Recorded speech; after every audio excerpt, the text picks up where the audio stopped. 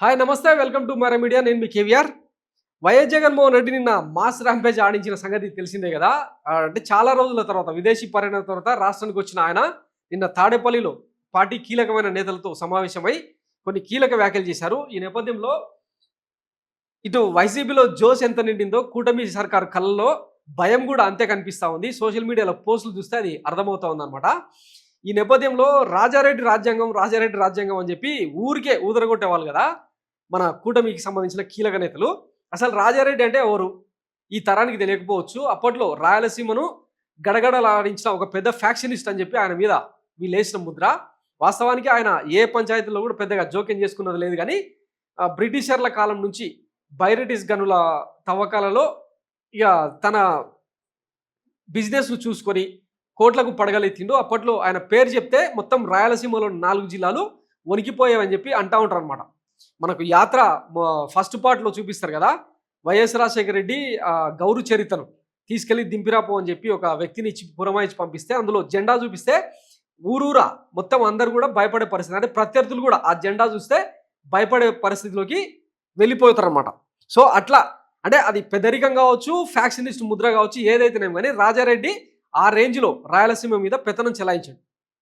So ఆ YS Jaganmohan Reddy కనుక 2019 నుంచి 24 మధ్య ఆ స్టైల్లో కనుక పరిపాలన సాగించుకుంటే ఈరోజు టీడీపీ ఎక్కడుండేది, జనసేన ఎక్కడుండేది, ఇంకా ఇతర పార్టీలు ఎక్కడుండేవి అన్నది చాలా సార్లు జరిగిన చర్చ.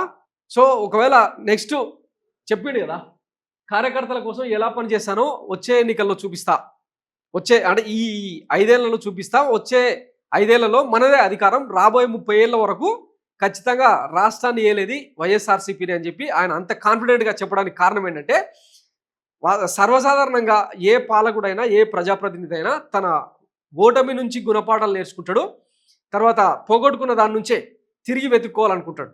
సో జగన్మోహన్ రెడ్డి అందుకేం మినహాయింపు ఏం కాదు. సో ఎక్కడెక్కడ తప్పులు జరిగినాయని ఇప్పటికే ఆయన పోస్ట్ మార్టం చేసుకున్నాడు. పార్టీ నుంచి కూడా చాలా పెద్ద ఎత్తున ఆయనకు నివేదికలు అందినాయి. ఎవరెవరు ఎక్కడెక్కడ దేనికోసం వైసీపీకి పనిచేయలేదు, 40% లిక్విడ్ ఓటు బ్యాంకు వచ్చినా కూడా జనం అందరూ కూడా తమకు వైసీపీకి అనుకూలంగా ఓటేసినా కూడా కూటమి సర్కారు 3 పార్టీల కలయికతో ఓట్లు ఎట్లా కొలగొట్టింది ఇవన్నీ నివేదికల రూపంలో వచ్చేసిన సందర్భంలో ముఖ్యంగా అంటే క్యాడరు చాలా చోట్ల చేతులు ఎత్తేయడం, కాడి దించేయడం. దీనికి మెయిన్ రీజన్ ఏంటంటే వాలంటీర్ల వ్యవస్థను నమ్ముకుని వైఎస్ జగన్మోహన్ రెడ్డి శాంతం సంగనాగిపోయిండు. ఆ విషయంగా ఎన్నిసార్లు చెప్పుకున్నాక అదే ముచ్చట అనమాట.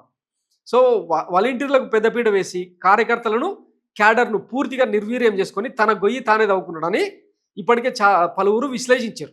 సో దాని నుంచి రివైవ్ చేస్తూ ఇప్పుడు టీడీపీకి 36% లిక్విడ్ ఓటు బ్యాంక్ ఉంటుందని చెప్పి అందరు చెప్పే మాట.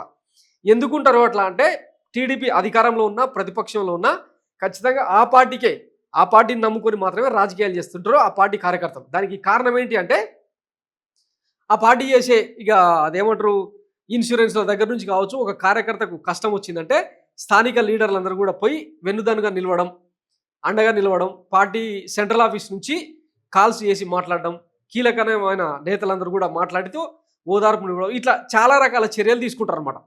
అట్లాంటి ప్రయోగం వైసీపీ కార్యకర్తలకు కనుక ఇస్తే, ఎందుకంటే 2011 నుంచి జెండా మోసిన చాలామంది కార్యకర్తలు మొన్నటి ఎన్నికల్లో మనకెందుకు లేబ్బా అని చెప్పి సైలెంట్ అయిపోయారు అనమాట.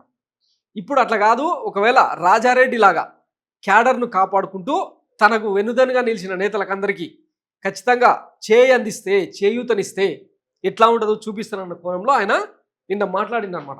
ఎట్టకేలకు తన పరిపాలనలో పార్టీ క్యాడర్ను సరిగా పట్టించుకోలేదని మాజీ ముఖ్యమంత్రి వైఎస్ జగన్మోహన్ రెడ్డి అంగీకరించారు. విజయవాడ వైసీపీ కార్పొరేటర్లతో నిర్వహించిన సమావేశంలో వైఎస్ జగన్ సంచలన కామెంట్స్ చేశారు. జగనన్న 1.0లో కార్యకర్తలకు అంత గొప్పగా చేయలేకపోయి ఉండొచ్చని, ప్రతి విషయంలోనూ ప్రజలే గుర్తుకొచ్చి వారి కోసం తపన పడ్డారన్నారు. తన సమయాన్ని ప్రజల కోసమే కేటాయించినట్టుగా జగన్ చెప్పుకొచ్చారు. కానీ కార్యకర్తలు చంద్రబాబు ప్రభుత్వం పెడుతున్న ఇబ్బందుల్ని చూస్తున్నట్టు జగన్ చెప్పారు. కార్యకర్తల బాధల్ని అవస్థల్ని చూస్తున్నా అన్నారు ఆయన. ఈసారి జగన్ 2.0 పాలన వేరే లెవెల్లో ఉంటుందన్నారు. కార్యకర్తల కోసం ఎలా పనిచేస్తానో మీరే చూస్తారని ఆయన అన్నారు. కార్యకర్తల కోసం తప్పక మంచి పాలన అందిస్తానని ఆయన భరోసా ఇచ్చారు. అయితే ప్రతిపక్షంలో ఉన్నప్పుడు కష్టాలు వస్తాయన్నారు. ఈ కష్టాలను ఎదుర్కొనే దాన్ని బట్టి నాయకులు ఎదగడం ఆధారపడి ఉంటుందన్నారు. కార్యకర్తలు నాయకులను ఇబ్బంది పెట్టే ప్రతి ఒక్కరిని పోలీస్ అధికారిపై ప్రైవేట్ కేసు పెడతామని ఆయన హెచ్చరించారు. ఇబ్బంది పెట్టే ప్రతి ఒక్కరిని గుర్తుపెట్టుకోవాలని ఆయన సూచించారు. కష్టాలు శాశ్వతం ఉండవన్నారు. కష్టాలు వచ్చినప్పుడు తన జీవితాన్ని గుర్తు చేసుకోవాలని పిలుపునిచ్చారు. తనను 16 నెలలు జైల్లో పెట్టారని ఆయన గుర్తు చేశారు. తనపై కేసులు పెట్టి జైలుకు పంపింది కాంగ్రెస్ టీడీపీలే అని ఆయన అన్నారు. గతంలో ఎప్పుడూ లేని విధంగా కార్యకర్తల కోసం పనిచేస్తానని జగన్ చెప్పడం వాళ్ళలో భరోసా పెంచేలా ఉంది. So obviously YS Jaganmohan Reddy నిన్న ఇచ్చిన స్పీచ్ ఖచ్చితంగా కార్యకర్తల్లో మనోధైర్యాన్ని కాదు జోష్ను కూడా నింపింది అనమాట. చాలామంది తన నుంచి ఆశించేది ఇదే అని చెప్పి పోస్టులు పెడతా ఉన్నారు అనమాట. ఎందుకంటే పాదయాత్రలో జగన్ విశ్వరూపం చూసిరు. అంతకుముందు అంటే ఇక టీడీపీ చేసిన మోసాలు కావచ్చు, కాంగ్రెస్ పార్టీ ఆడిన డ్రామాలు కావచ్చు, వీటన్నిటి కారణంగా 2014 ముందు 16 నెలల పాటు జైలు జీవితం గడిపినా కూడా అప్పట్లో ముఖ్యమంత్రి అవుతాడని చెప్పి అన్ని సర్వేలు చెప్పినా కూడా ప్రతిపక్షంలో కూర్చోవాల్సి వచ్చింది. కానీ ఎక్కడ కూడా వెన్నుదీరకుండా మడమదిప్పకుండా ఆయన చేసిన రాజకీయం అఖండ మెజారిటీతో 151 సీట్లతో అధికారంలో తీసుకొచ్చింది. ఇక మొన్నటి ఎన్నికల్లో ఏమైందన్నది తర్వాత విషయం. ఇంకా పదే మాట్లాడుకుంటే ఇంకా గొంగట్లు తింటూ ఎంటికలు ఏరుకున్న చందం అవుతుంది. ఇక వాళ్ళకి అధికారం వచ్చింది, సరే దాన్ని ఎట్ట నిలబెట్టుకుంటారు అన్నది వాళ్ళ చాయిస్ అనమాట. కానీ ఇంత జరిగినా కూడా ఇప్పటికీ 11 సీట్లకు పరిమితం చేసినా కూడా చాలామంది వైసీపీ కార్యకర్తల్ని నేతల్ని కొనుగోలు చేసి భయపెట్టి బెదిరించి రకరకాల ప్రలోభాలకు గురి చేసి లాక్కుంటున్నా కూడా ఇప్పటికీ చెక్కు చెదరని ఓటు బ్యాంకు, చెక్కు చెదరని కార్యకర్తల అండ వైసీపీ సొంతం, జగన్మోహన్ రెడ్డి సొంతం. సో వాళ్ళకు గనక భరోసా ఇస్తే పరిస్థితులు ఎట్లా ఉంటాయన్నది ఇప్పుడు కూటమి సర్కారు కీలకమైన నేతల్లోనే భయం నెలకొనేలా చేస్తుందన్నమాట. ఇప్పటికే పల్నాడు జిల్లాలకు సంబంధించి మాచర్ల, గురజాల, నరసరావుపేట లాంటి వాటికి ప్రాతినిధ్యం వహిస్తున్న నేతల్లో ఒకవేళ జగనే కనుక అధికారంలోకి వస్తే ఇక మనం తట్టబుట్ట జరుపుకొని ఇల్లు ఖాళీ చేసి పోలింగ్ అంటే రిజల్ట్స్ వస్తున్న మధ్యాహ్నం నుంచే ఊళ్ళో వదిలి వెళ్ళిపోవాలని చెప్పి బాహాటంగానే కామెంట్ చేస్తున్న కామెంట్స్ వైరల్ అవుతా ఉన్నాయన్నమాట. సో ఎట్లాంటి డర్రు పుట్టించినో చూస్తూనే ఉన్నాం కదా. ఇది జగన్ నుంచి కార్యకర్తలు ఆశించేది. నేను చాలాసార్లు చెప్పిన ఆయన కాకి డ్రెస్ దొడుకున్న ఖద్దర్ నేత. ఒక్కసారి ఆ కాకి డ్రెస్ను కనుక ఇప్పేస్తే తనను మించిన రౌడీ, తనను మించిన గుండా ఉండడని చెప్పి మీరే చెప్తుంటారు కదా. సో అది చూపిస్తే ఎట్లుంటుంది అన్నది ఇక తన మాటల్లోనే కనిపిస్తూ ఉంది. అది చూసేదానికి కూటమి నేతలు సిద్ధంగా ఉండాలన్నమాట.